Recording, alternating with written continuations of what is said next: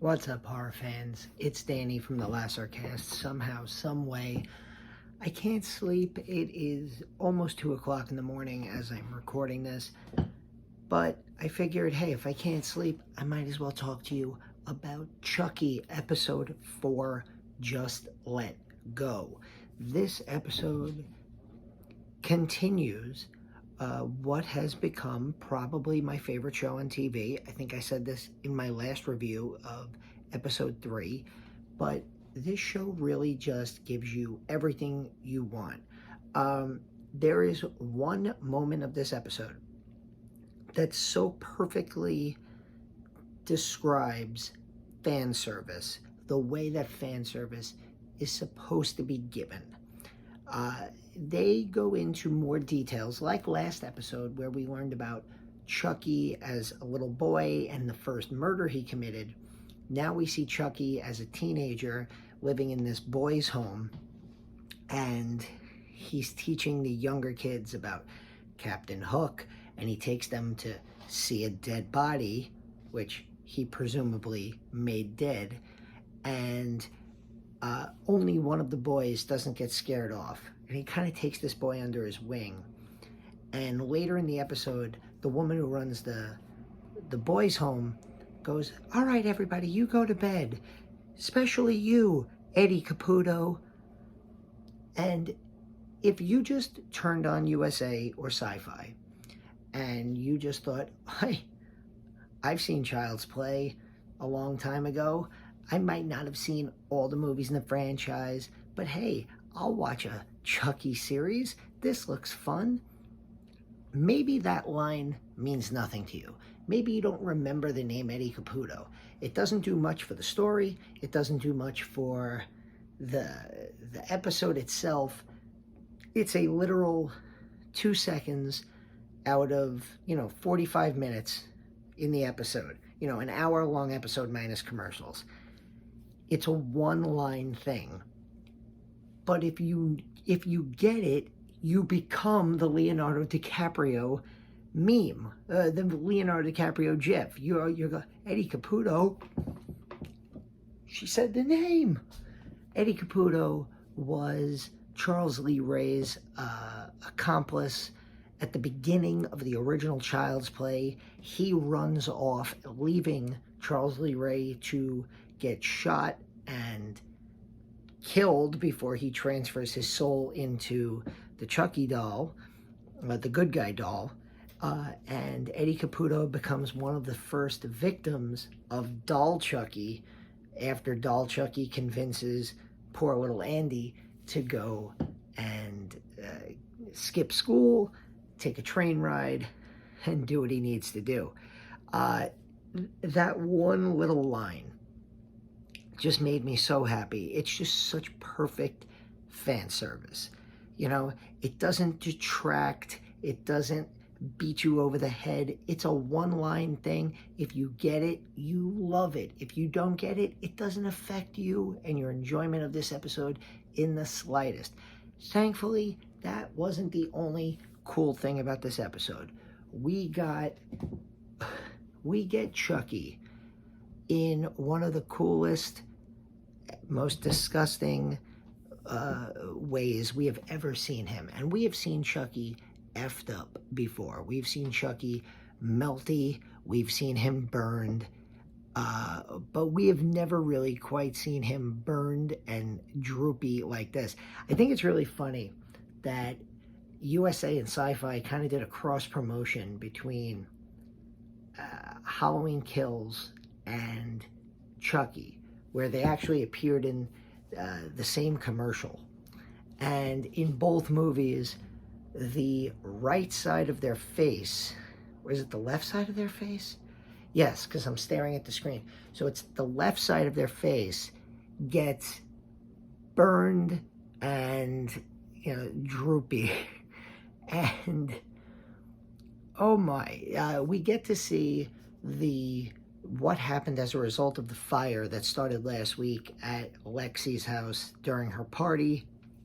Lexy survives that attack from Chucky, Oscar does not, and the police realize that Oscar did not just die in the fire, that he was stabbed to death, which is, a little disturbing for them.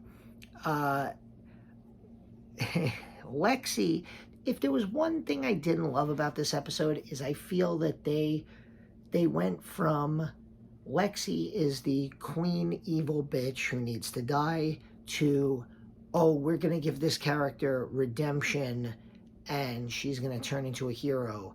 I feel that the 180 on that was too fast, and that if that was a car, that car would have flipped away the fuck over.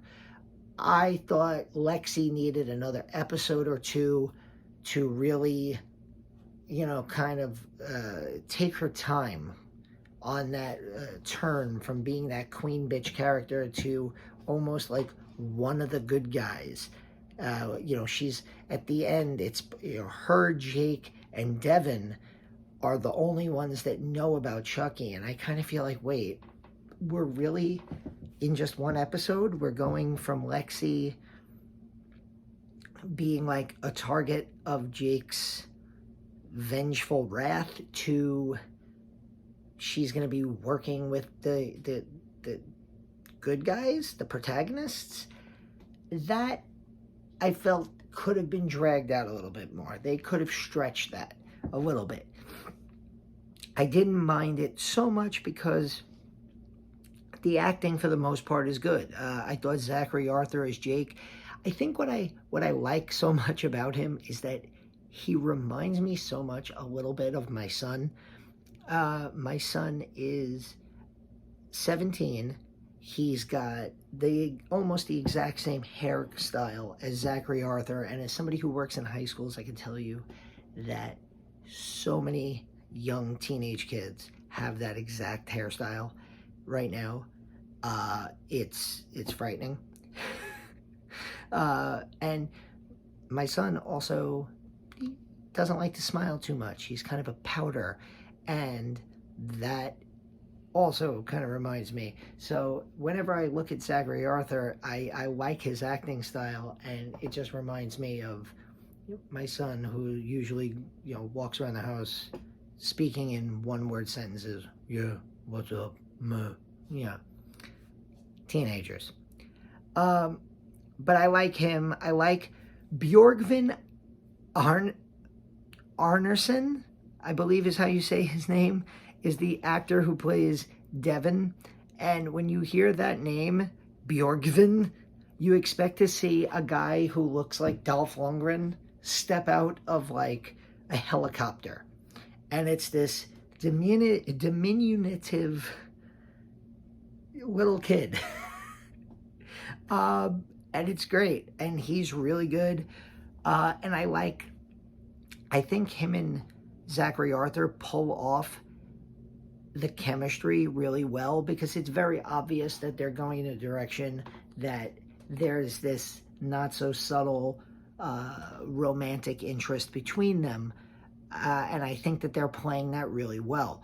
And Olivia Allen Lind as Lexy, acting-wise, is stealing the show, because I think that she's really good at making you as the audience hate her. I said to somebody last week, I said, in my last review of Chucky, I said that she makes you want her to die, and then I kind of felt weird because I'm a grown adult with my own children rooting for a teenage girl to get killed, but I'm not really. I'm just really crediting her acting job.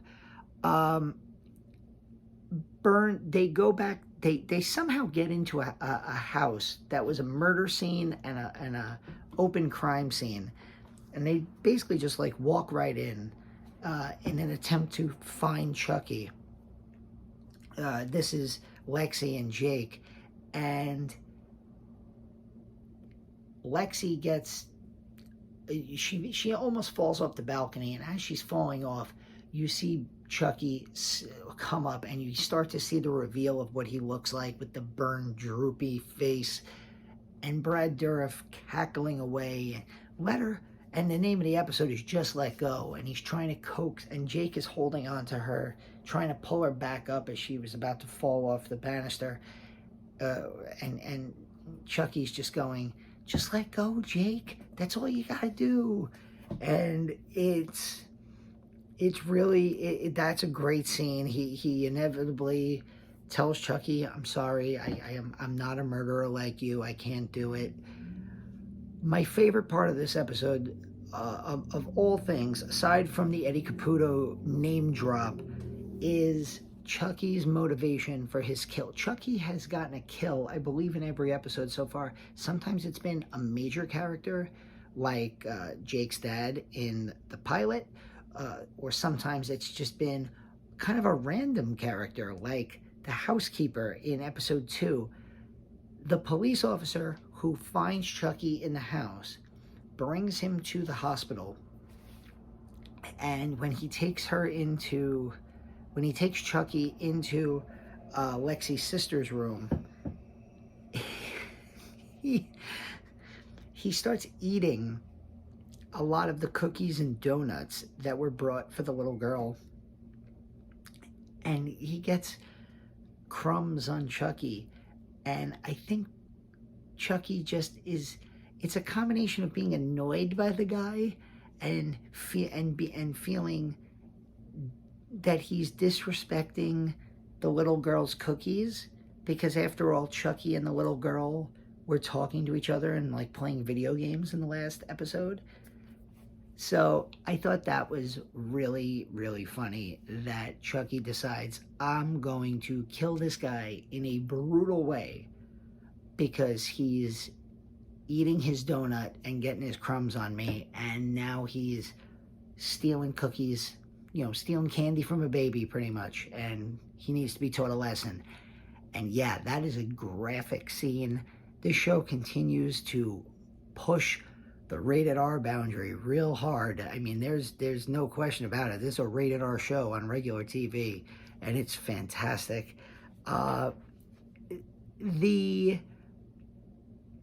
There was one scene, aside from the Lexy 180, that I didn't love. I thought it was a little weird that they had Detective Evans, played by Rochelle Cassius. She grabs Jake before he can go into the hospital with Lexy and decides to question him. And it's just like, you don't have to be an expert in like police protocol to know that an adult police officer should not be detaining a child without parental supervision, without parental consent, without a lawyer present, and like recording conversations and questioning him. It just felt very like, yeah, this wouldn't probably stand up in court. Like, this kid has rights that are being violated here. Yeah, he did tell an evil, possessed doll to go and kill his arch nemesis, but that goes beyond the point. This episode was written and directed. It was written by Mallory Westfield and Kim Garland, and directed by Leslie. Can't talk. It's too late. Leslie Libman. I think it's important to shout out that 3 women were responsible for putting this show out there, and under the supervision, of course, of Don Mancini. Nick Antosca is an executive producer on this show, and I just checked out Antlers, which is based on a story he wrote, so you can check out that review on the channel. And yeah, tune in every Tuesday night at 10 o'clock on USA and SYFY for Chucky.